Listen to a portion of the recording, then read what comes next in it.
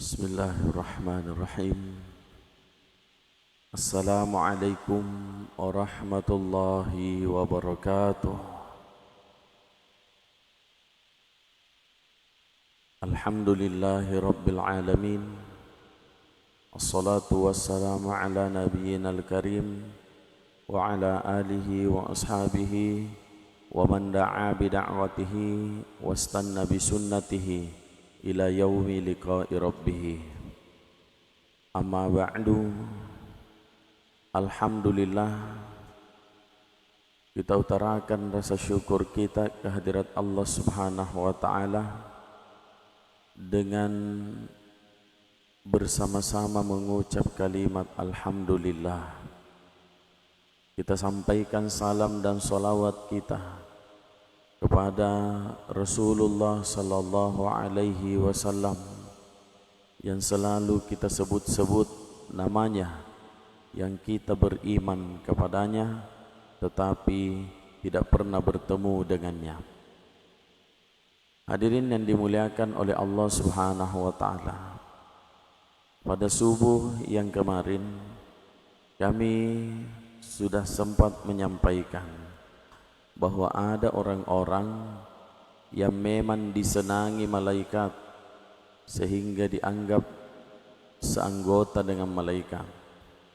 Disenangi malaikat karena amal-amalnya yang kecil, bukan karena amal besarnya. Seperti contoh, karena setiap subuh ada 5.000, setiap subuh ada 2.000, maka setiap saat itu juga malaikat datang mendoakannya. Bila setiap subuh itu yang dia lakukan, berarti setiap subuh dia bertemu dengan malaikat yang mendoakannya. Sedangkan satu kali nilai nominal yang besar, berarti dia dianggap beruntung karena nilainya besar, tetapi merugi karena hanya dikunjungi malaikat sekali saja. Hadirin yang dimuliakan oleh Allah Subhanahu wa taala, kenapa sedekah subuh itu selalu disampaikan atau sedekah subuh itu dianggap sedekah yang besar fadilahnya? Banyak sekali jawaban, baik dari agama, bahkan jawaban secara psikologi dan jawaban dari orang-orang sains, yang notabene-nya seolah-olah bukan jawaban agama, tetapi sangat nyambung dengan agama. Di dalam juz ammah atau kita biasa sebut Al-Quran kecil, disebutkan satu ayat, was-subhi idza tanaffas, was-subhi idza tanaffas. Dan waktu subuh itu idza tanaffas, ketika dia bernafas. Pertanyaan, kenapa tanafas, bernafas itu identik dengan subuh? Padahal kita tidak pernah lihat, tidak pernah dengar subuh itu bernafas. Yang banyak kelihatan subuh itu ngorok, itu yang banyak. Tetapi yang mana disebut dengan was-subhi idza tanaffas? Rupanya di dalam kajian ilmu balaghah, majas, kata bahasa Indonesia, bahasa majas, yang disebut dengan tanafas itu adalah kondisi naik turun, kondisi keluar masuk, yakni kondisi orang-orang di waktu subuh yang boleh jadi Allah naikkan, boleh jadi Allah turunkan, boleh jadi Allah masukkan, boleh jadi Allah keluarkan. Allah bisa saja merubah dengan cepat keadaan seseorang di waktu subuh. Termasuk di dalam hal ini yang kita bicarakan adalah perkara rezeki. Hadirin yang dimuliakan, kalau saya mau mengurut 4 ceramah kita yang terakhir ini tentang fadlullah, rezeki dari Allah, nikmatullah, nikmat dari Allah, dan rahmatullah, rahmat dari Allah. Kita terangkan tentang rezeki dari Allah, tentang bagaimana cara membuka 6 jalur-jalur arah-arahnya rezeki dan cara melaksanakan sholat duha yang benar. Kemudian yang ketiga, yakni bagaimana mengantarkan proposal permohonan kita kepada Allah di dalam sholat hajat dan cara melaksanakan sholat hajat yang benar. Maka pada subuh kesempatan ini kita bicarakan sedikit tentang sedekah subuh ini, yakni booster. Booster, apa istilah booster tuh ya? Apa Haji? Booster tuh yang bisa membuat laju semakin melesat, ya. Sesuatu yang bisa membuat laju sesuatu itu semakin melesat, termasuk di dalam hal rezeki. Apabila rezeki kita itu jalannya 50 km, maka boosternya bisa menaikkan 60 jadi 70 km, itu maksudnya. Sekaitannya dengan wasubhi idza tanaffas, yakni subuh itu bisa membuat keadaan seseorang bertambah, juga bisa membuat keadaan seseorang itu berkurang. Hadirin yang dimuliakan oleh Allah Subhanahu wa taala, sedekah subuh itu janji Allah Subhanahu wa taala terkait sedekah adalah Allah lipat gandakan 700 kali lipat. Di Al-Baqarah, mathalul ladzina yunfikuna amwalahum fi sabilillah, sampai selesai Allah lipat gandakan 700 kali lipat. Yang namanya janji Allah itu menjadi hukum ketetapan di dunia, tidak mungkin disalahi dan itu niscaya pasti terjadi. Akan tetapi cara Allah melaksanakan itu sesuai kehendaknya. 700 kali lipat itu harus masuk ke dalam keyakinan kita bahwa Allah pasti melipat gandakan, Allah pasti membalas setiap kebaikan-kebaikan, termasuk sedekah subuh sekecil apapun pasti Allah lipat gandakan. Maka hadirin yang dimuliakan, kalau kita sudah yakin bahwa Allah pasti melipat gandakan, diambillah apa yang ingin kita sedekahkan. Apa yang ingin kita sedekahkan? Ketika seseorang itu bangun dari tidurnya, melaksanakan sholat subuh, lalu bersedekah di waktu subuh, maka otaknya sedang mengatur frekuensi. Satu frekuensi yang ada di dalam diri namanya frekuensi keberlimpahan. Kalau diri kita ada pada frekuensi berlimpah itu, maka insya Allah yang diatur oleh Allah terkait apa yang tadi disedekahkan akan sampai kepada frekuensi berlimpah. Ya. Bahkan kajian ilmiahnya, apabila kita sudah berada pada frekuensi berlimpah, keberlimpahan, sholat subuh ditambah sedekah subuh, berada pada frekuensi keberlimpahan pada diri kita, maka kajian sains mengatakan seluruh alam raya ini akan berkonspirasi untuk mewujudkan keberlimpahan itu pada diri kita. Bahasa ilmiahnya law of attraction, ya, atau bahasa hadis qudsinya inna inda zanni abdi, aku sesuai persangkaan hambaku. Yang dimaksud sesuai dengan persangkaan bukan hanya perkiraan kita. Kita mengira-ngira, sekedar menyangka-nyangka, bukan sekedar itu. Tetapi menjadikan diri kita seperti itu, maka itu yang disebut persangkaan hambaku. Kalau ada anak malas belajar, tidak disiplin, tidak semangat, tetapi dia mengira dia akan menjadi orang yang paling cerdas, berarti yang dianggap zonni abdi, adalah kemalasan, ketidakdisiplin dan tidak semangatnya, bukan yang dia kira-kira itu yang dimuliakan oleh Allah.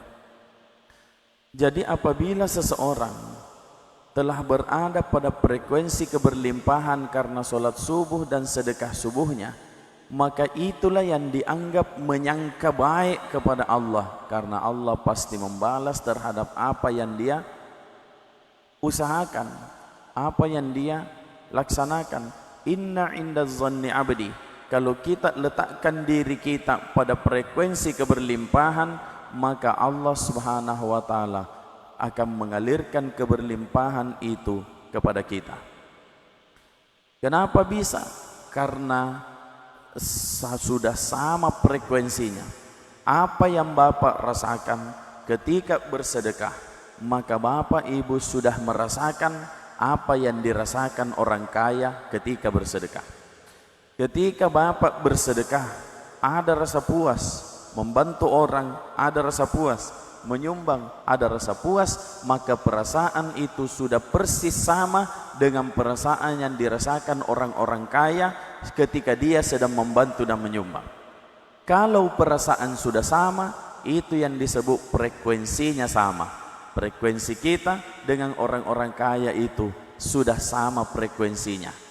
Kalau sudah sama, maka Allah melaksanakan, memberikan kepada kita ketetapannya yang sama. Ya, ketetapannya yang sama.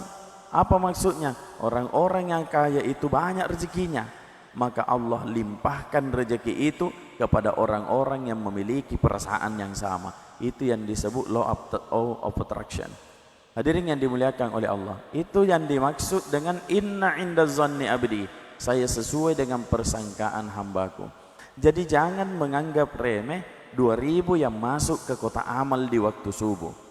Tetapi ada juga baiknya apabila kita melaksanakan cara yang bisa membuat sedekah subuh itu betul-betul berlimpah. Apa itu? Yang pertama, lakukan secara rutin. Dilakukan secara rutin. Nilai tidak terlalu wajib, tetapi rutin dilakukan. Rutin dilakukan. Sesuatu yang rutin dilakukan akan menjadi sifat. Sifat akan menjadi karakter. Karakter akan menentukan takdir. Begitu kata para ulama. Jadi hadirin yang dimuliakan oleh Allah, dilakukan dengan rutin. Yang kedua, syukur-syukur ketika kita merasakan peningkatan berkah daripada sedekah kita, kemajuan, naik karena amal yang kita lakukan, maka syukur-syukur bisa naik juga secara nominal. Bisa naik juga secara nominal supaya pengalinya sama. Sama-sama dilipat gandakan 700, tetapi 700-nya dikali berapa? Tergantung berapa yang masuk ke dalam kotak amal itu. Hadirin yang dimuliakan oleh Allah Subhanahu wa taala. Boleh juga melaksanakan yang ketiga, yakni menyerahkan langsung kepada yang bersangkutan. Apakah langsung kepada orang yang butuh, langsung kepada fakir miskin, langsung kepada siapa-siapa, itu jauh lebih baik.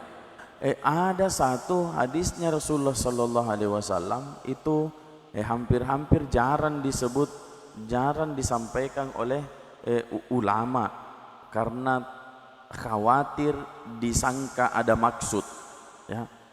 Jarang disampaikan ulama karena disangka dia sampaikan itu karena ada maksud. Apa contohnya? Kata Rasulullah sallallahu alaihi wasallam dalam hadis qudsi, siapa yang bersedekah kepada orang kaya, satu pahalanya. Berarti sedekah bisa orang kaya bisa disedekahi, bisa, ya, satu pahalanya. Siapa yang bersedekah kepada orang miskin, 10 pahalanya. Kalau dia sedekah kepada orang tua, kepada keluarga, 100 pahalanya. Menjadi 1000 pahalanya kalau keluarga itu adalah orang tuanya. Maka sebenarnya sekiranya orang tua masih hidup, bersedekah kepada orang tua itu jauh lebih besar ketimbang sedekah kepada fakir miskin, ya. Misalnya masih ada keluarga yang paling membutuhkan, itu yang paling afdal Bapak Ibu sekalian. Tetapi ingat juga hadis yang lain, ada orang-orang yang ditolak hajinya, ditolak umrahnya, hilang pahala-pahala perjalanannya disebabkan ketika dia berangkat dia tinggalkan tetangga yang sedang kelaparan. Ya, artinya ada juga perhatian sosial terhadap orang-orang dekat sekalipun tidak dekat secara kekerabatan. Jadi kepada orang kaya 1, orang miskin 10, menjadi 100 ke keluarga, menjadi 1000 pahalanya kalau ke orang tua, tetapi menjadi 1 juta pahalanya kalau disedekahkan kepada ulama. Nah, itu yang kemudian jarang disampaikan ulama.